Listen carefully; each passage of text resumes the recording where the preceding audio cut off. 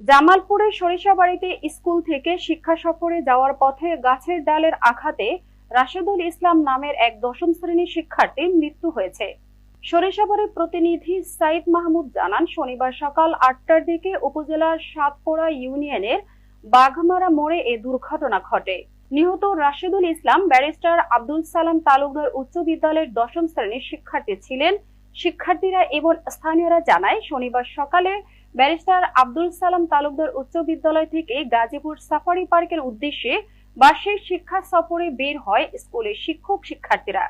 প্রতিষ্ঠান থেকে প্রায় ৩ কিলোমিটার দূরে বাঘমারা মোড় পর্যন্ত গেলে রাশেদুল চলন্ত বাসের জানালা দিয়ে মাথা বের করে হঠাৎ রাস্তার পাশে থাকা কাঁঠাল গাছের ডালের সাথে মাথায় আঘাত পেয়ে গুরুতর আহত হয়।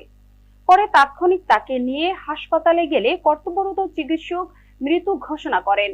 এ বিষয়ে সরিষাবাড়ী থানার ওসি মোহাম্মদ চাঁদ মিয়া বলেন, সংবাদ পেয়ে পুলিশ ঘটনাস্থলে পরিদর্শন করেছেন। পরিবারের কারোর কোনো অভিযোগ না থাকায় লাশ দাফন করা হয়।